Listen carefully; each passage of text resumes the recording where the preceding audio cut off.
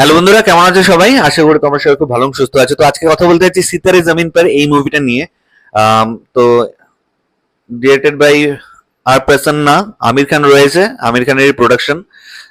তার ওয়াইফের চরিত্রে জেনেলিকে দেখতে পাচ্ছি, এছাড়া ডলি আলুওয়ালিয়া, বিজেন্দ্র কালা সহ আরো অনেকে রয়েছে এই সিনেমাতে, এবং একজাক নতুন ফেসও আমরা দেখতে পাচ্ছি।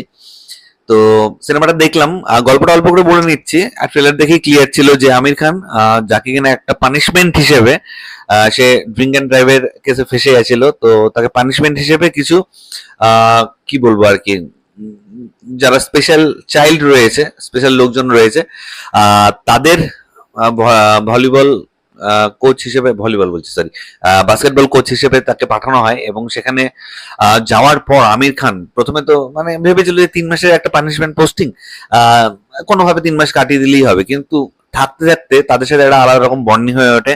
তার পাশাপাশি একটা ন্যাশনাল চ্যাম্পিয়নশিপ তারা পার্টিসিপেট করে, এবং সেখানে জিতবে কি হারবে এই নিয়েই বাকি গল্প। এবং আলটিমেটলি আমির খানের নিজেরও যে লাইফ, তার লাইফে সে একটু খামখেয়ালি।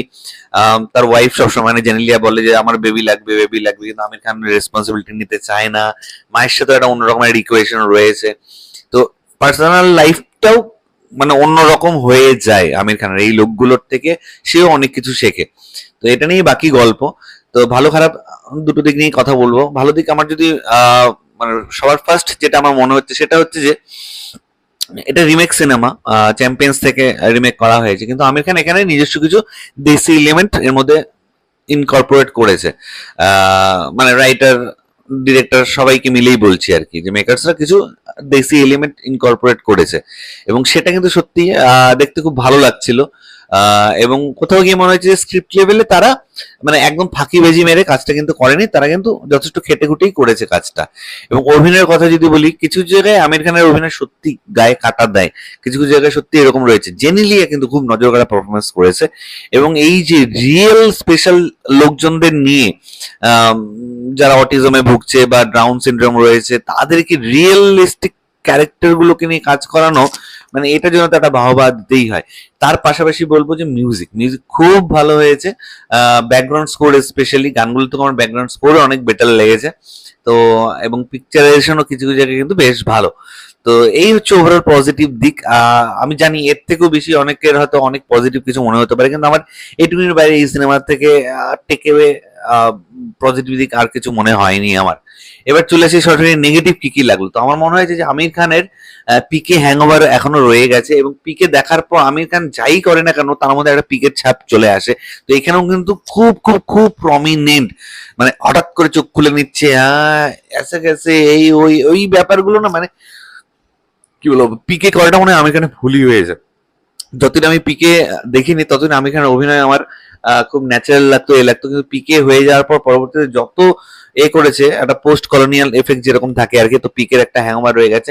সেই ক্যারেক্টার থেকে যেন আমির খান বেরোতেই পারছে না, বা আমির খান বেরোতে চাইলেও তার চোখ মুখের এক্সপ্রেশন পিকের মতনই হয়ে যাচ্ছে। তো এটা আমার খুবই খারাপ লাগছিল, এবং আমার কোথাও কি মনে হচ্ছিল যে না, আমির খান শেষ, এটা আমির খানের কামব্যাক মুভি হতে পারে না। আমির খানের কামব্যাক মুভিতে যেখানে আমি পিকের ছাপ পাবো না, সেটাই আমির খানের কামব্যাক মুভি হবে।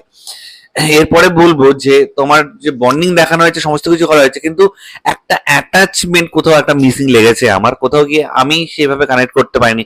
লাস্টে গিয়ে যখন খুব ইমোশনাল সিন গুলো আসছে, সেই ফিলটা কাজ করছিল না। তো আমার কোথাও গিয়ে মনে হয়েছে যে বন্ডিংটা আরো বেশি অন্যরকম ভাবে দেখানো দরকার ছিল, মানে আরো বেশি এলিমেন্ট রাখা দরকার ছিল, কিন্তু এটা অনেকটাই সিনেম্যাটিক হয়ে গেছে।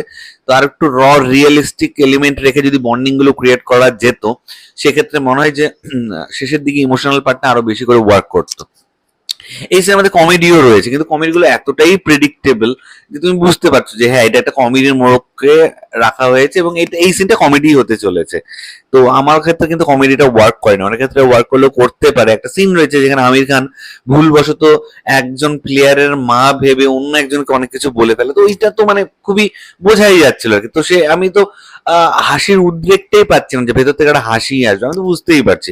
এবার আমি জানি না, অনেকের হয়তো সেই সিনটা দেখেও হাসি পেয়েছে, তাহলে তাদের ক্ষেত্রে তো প্রত্যেকটা কমেডি সিনই ওয়ার্ক করবে আর কি। তবে আমির খানের মানে কি বলবো আর কি, পিকের হ্যাংওভারটা কাটিয়ে উঠতেই হবে, নাহলে কিন্তু সিরিয়াসলি প্রবলেম রয়েছে আমির খানের কোনো সিনেমা হিট হওয়ার জন্য। আমি যতদূর খবর পেয়েছি দেখলামও যে সিতারে জমিন পর কিন্তু 11 crores প্লাস বিজনেস করেছে। যে কোনো আমির খানের সিনেমার জন্য এটা খুবই কম কালেকশন, এবং অ্যাটলিস্ট 25-30 crores এর ওপেনিং নেওয়া উচিত যে কোনো সিনেমা, কারণ প্রথম এক সপ্তাহই একটা ভালো করে, তারপর ওয়ার্ড অফ মাউথে যদি মুভিটা স্ট্রং বেরোয় সেক্ষেত্রে আরো বেশি করে। তো সেক্ষেত্রে 11 crores is a very small number, decent start অবশ্যই। তো এই হচ্ছে ওভারঅল আমার ফিডব্যাক। একটা ভালো মানে অনেক বেটার করা যেতে পারতো, আমার কোথাও গিয়ে ফিল হচ্ছিল। যেই সিনেমাটা, আরে বাবা, এত ভালো ভালো অভিনেতা অভিনেত্রীরা রয়েছে, যারা স্পেশাল লোকজন রয়েছে আর কি, তাদেরকে দিয়ে অনেক কিছু করানো যেতে পারতো বলে আমার মনে হয়েছে। যেটুকুনি করিয়েছে নো ডাউট, তারা যদি এইটুকুনি করতে পারে তারা এক স্টেপ এগিয়েও করতে পারে। তো সেগুলো আমার কোথাও কোথাও মিসিং লেগেছে। ওভারঅল সিনেমাটা ওয়ান টাইম ডিসেন্ট ওয়াচ, সিনেমাটা তোমাকে বোর করবে না। আমির খান একদম ফার্স্ট সিন থেকে আমির খান রয়েছে, এবং সেখান থেকে দেখলে আমির খান তার দিক থেকে যথেষ্ট চেষ্টা করেছে, বাট ওই যেটা বলছিলাম আর কি, পিকের হ্যাংওভারটা রয়ে গেছে। তো এটাই তোমার সাথে শেয়ার করেছিল। তোমাদের কার কি মতামত প্লিজ নিচে কমেন্ট করে অবশ্যই জানিও। আমার ভিডিও ভালো লাগলে লাইক শেয়ার করতে কিন্তু একদম ভুলবে না। ঠিক আছে বন্ধুরা, ভালো থেকো সবাই, সাবধানে থেকো সবাই, love you all, take care.